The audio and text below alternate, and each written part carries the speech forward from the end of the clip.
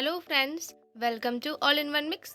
आज मैं आपको पढ़ाऊंगी क्लास 7 ज्योग्राफी का चैप्टर 3 आवर चेंजिंग अर्थ की क्वेश्चन आंसर को। चलिए स्टार्ट करते हैं। हमारा फर्स्ट क्वेश्चन है, why do the plates move. जो प्लेट होती है वो क्यों मूव करती हैं।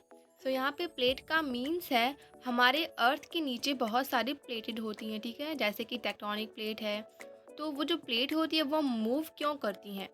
Answer is the plate move because of the movement of the molten magma inside the earth. तो हमारे अर्थ के अंदर जो है ना, जो मोल्टन मैग्मा है वो मूव करता है, इसी वजह से जो हमारी प्लेट होती हैं वो मूव करती हैं। मोल्टन मैग्मा बोले तो यहाँ पे जब ज्वालामुखी फटती है, जब वोल्केनो इरेप्शन होता है, तो अंदर से आप देखोगे बहुत सारा लावा निकलता है ऑरेंज कलर का, और बहुत उसमें हीट होती है, ठीक है। तो वो उसी को हम सब मोल्टन मैग्मा बोलते हैं। नेक्स्ट है हमारा, what are exogenic and endogenic forces. So exogenic force क्या होता है या फिर इंडोजेनिक फोर्स क्या होता है। So exogenic forces are the forces that work on the surface of the earth. तो ऐसी फोर्स जो हमारे सरफेस पे वर्क करती है, कार्य करती है, उसी को हम सब एक्सोजेनिक फोर्स बोलते हैं। नेक्स्ट है हमारा endogenic force are those force that act in the interior of the earth. ऐसी फोर्स जो हमारे अर्थ के इंटीरियर, ठीक है, हमारे अर्थ के अंदर वर्क करती हैं, उनको हम सब एंडोजेनिक फोर्स कहते हैं। नेक्स्ट है, व्हाट इज़ एरोजन। एरोजन क्या होता है। सो यहाँ पे एरोजन का तात्पर्य है कि मिट्टी का कटाव। जैसे कि अगर कहीं पर भारी बारिश हो रही है, वहाँ पे पेड़ पौधे नहीं हैं, तो बारिश के साथ वहाँ की जो मिट्टियाँ हैं वो बह जाएंगी।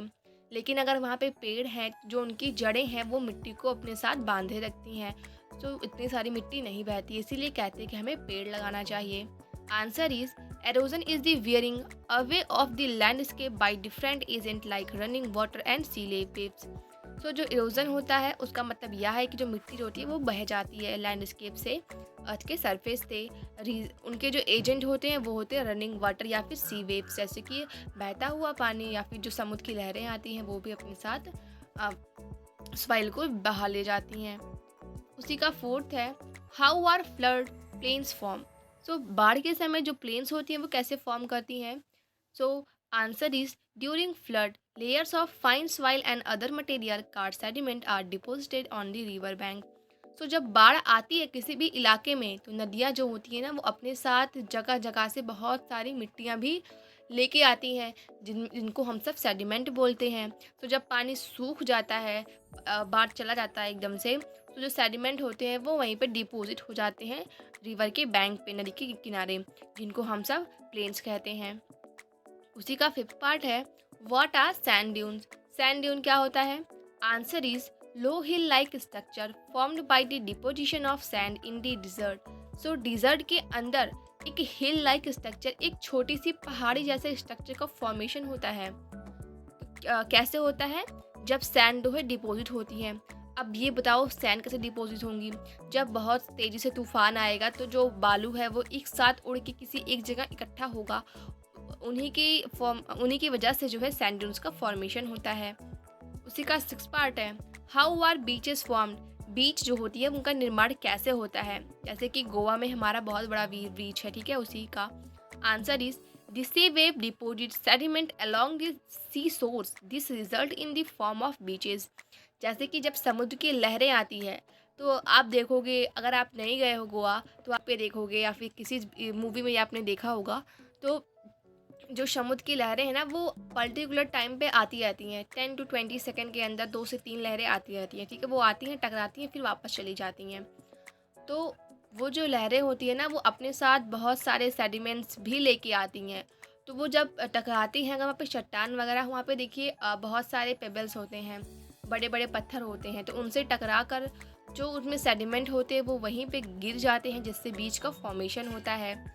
फर्स्ट का सेवंथ है, what are the oxbow lakes. Oxbow lake क्या होता है। Answer is oxbow lake is a small lake located in the abandoned meander loop of a river channel. They are U-shaped और curved veins in a river. तो जो हमारी oxbow lake होती है ना, एक छोटी सी लेक होती है जो पर्टिकुलर रिवर चैनल में जो है लोकेटेड होती है। इनका जो शेप होता है वो यू या फिर कर्व शेप होता है, और ये नदी को एक बैंड देती है, मतलब नदी जो हमारी मुड़ जाती है, ठीक है। और फिर नेक्स्ट क्वेश्चन है, take the correct answer. Which is not an erosional features of the sea wave. So ये जो हमारा होगा उसका आंसर वो हमारा बीच होगा। नेक्स्ट है the depositional features of a glacier is, वो हमारा होगा मोरेन। नेक्स्ट है वो which is caused by the sudden movement of the earth, हमारे अर्थ के सडन मूवमेंट से क्या होता है, वोल्केनो इरेप्शन होता है। और नेक्स्ट है हमारा mushroom rock of found in, जो मशरूम रॉक होता है जिनको हम सब सैंड ड्यून्स भी बोलते हैं, वो मिलते कहाँ पे हैं, डेजर्ट में मिलते हैं। Oxbow lake are found in, जो ऑक्सबो लेक हैं वो कहाँ मिलती हैं, वो मिलती हैं रिवर वैलीज में। इनका जो शेप होता है वो यू शेप होता है। मैच दी फॉलोइंग है, ग्लेशियर जो होगा वो हमारा रिवर ऑफ आइस होगा, ठीक है। खूब बड़ा सा आइस होता है, जब वो मेल्ट होता है तो रिवर की फॉर्मेशन होती है। मैंडर्स का होता है ये एक रिवर है। बीच जो होता है वो शीशोर से फॉर्मेशन करता है। सैंड डून्स जो है वो डिजर्ट में फाउंड होता है, ठीक है। वाटरफॉल जो होती है ये हार्ड में। और फिर अर्थक्वेक, वाइब्रेशन ऑफ अर्थ, जैसे कि जब हमारी पृथ्वी वाइब्रेट करती है ना तो हम लोग कहते हैं कि अर्थक्वेक आ गया, भूकंप आ गया। फोर्थ क्वेश्चन है give reason, some rocks have the shape of a mushroom, तो कुछ रॉक्स, कुछ चट्टान ऐसे हैं जिनका जो शेप है वो ना वो एक मशरूम जैसा है। Answer is in desert winds usually erode the lower section of the rock more than the upper section, which make the base of the rock narrow and the upper part wide, giving it the shape of a mushroom। तो dessert में जब wind, जब usually वायु मतलब जो हवा है वो बहती है लोअर सेक्शन से अपर सेक्शन की ओर, ठीक है। तो लोअर सेक्शन की ओर जो है रॉक का फॉर्मेशन होता है और अपर साइड का जो एरिया मतलब जो बेस होता है ना वो नैरो हो जाता है। सो इसी वजह से जो हमारा अपर पार्ट है वो वाइड हो जाता है और जो हमारा प्रॉपर एक शेप हो जाता है किसकी तरह, मशरूम की तरह। मशरूम की इमेज ये रही, ठीक है। चलिए नेक्स्ट क्वेश्चन को मूव करते हैं। Flood plains are very fertile, जो फ्लड प्लेन्स होती हैं बहुत फर्टाइल होती हैं, क्योंकि फ्लड प्लेन का फॉर्मेशन कैसे होता है, जब फ्लड आती है और जब फ्लड ख़त्म हो जाती है, मतलब जब फ्लड चला जाता है, वाटर सूख जाते हैं, तो जो रिवर्स होती है वो अपने साथ तो बहुत सारे सेडिमेंट वगैरह लेके आती हैं, तो वो वहीं पे इकट्ठे हो जाते हैं, जिनसे हमारा जो फ्लड प्लेन्स होता है वो काफ़ी फर्टाइल होता है। चलिए आंसर देखते हैं। Flood plains are very fertile because at time when river water overflow, it result in the flooding of the neighboring areas. This deposit of a layer of fine soil and other sediment on the bank of the river, which leads to fertile flood plains। जो flood planes जो होता है वो काफ़ी fertile होता है, क्योंकि जहाँ पे फ्लड आती है ना उसके आसपास की जो एरिया होती है ना वहाँ पे वाटर का ओवरफ्लो होने लगता है, मतलब जो पानी है वो हद से ज़्यादा हो जाते हैं। सो धीरे धीरे जब फ्लड समाप्त होता है तो जो रिवर आई थी फ्लड लेके वो अपने साथ जगह जगह से बहुत सारे डिफरेंट सॉइल, डिफरेंट सिल्ट, ठीक है, अदर मटेरियल लेकर आई होती हैं।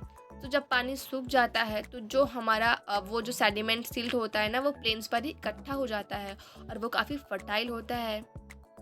नेक्स्ट क्वेश्चन है उसी का, sea wave are turn into stacks, जो सी केप्स होती हैं वो स्टेक में कैसे टर्न हो जाती हैं। Answer is these cavities become bigger and bigger of a time come when only roof of the cave remain to form sea arches, further erosion break the roof and only walls are left, these wall like feature are called sticks। तो यहाँ पे देखो जो हमारा सी keeps होता है ना ये यूजली उसमें पाया जाता है समुद्र में।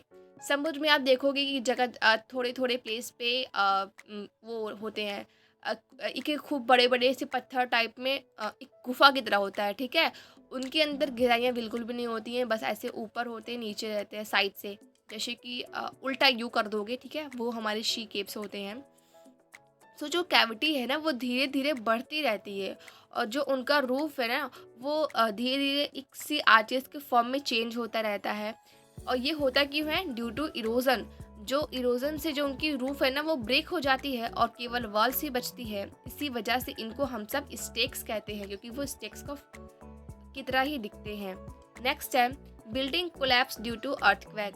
सो जब अर्थक्वेक होता है जो बिल्डिंग्स होती हैं वो कोलैप्स करती हैं, टकराती हैं। Answer is when the answer is when the lithospheric plates move the surface of the earth vibrates and then these vibration travel outwards from the epicenter in the form of waves which lead to sudden movement and result in the collapse of building। so जब lithospheric जो plate होती है ना वो move करती है तो हमारे जो अर्थ के सरफेस होता है वो वाइब्रेट करता है, ठीक है। तो उसी वाइब्रेशन को हम सब अर्थक्वेक बोलते हैं। सो उसी वाइब्रेशन की वजह से जो हमारा एपी सेंटर किसका है, अर्थ का, वो वेव का फॉर्मेशन करती है, जिसकी वजह से सडन मूवमेंट होता है और जो बिल्डिंग है वो एक दूसरे से टकराती है, मतलब जो हमारी बिल्डिंग है वो वाइब्रेट करती हैं। और अगर ये मूवमेंट काफ़ी तेज होने लगता है, ठीक है, जो हमारा वाइब्रेशन है काफ़ी स्पीड में होने लगता है, तो बिल्डिंग जो होती है वो नीचे गिर जाती है। So friend, thank you for watching this and don't forget to like and share the video.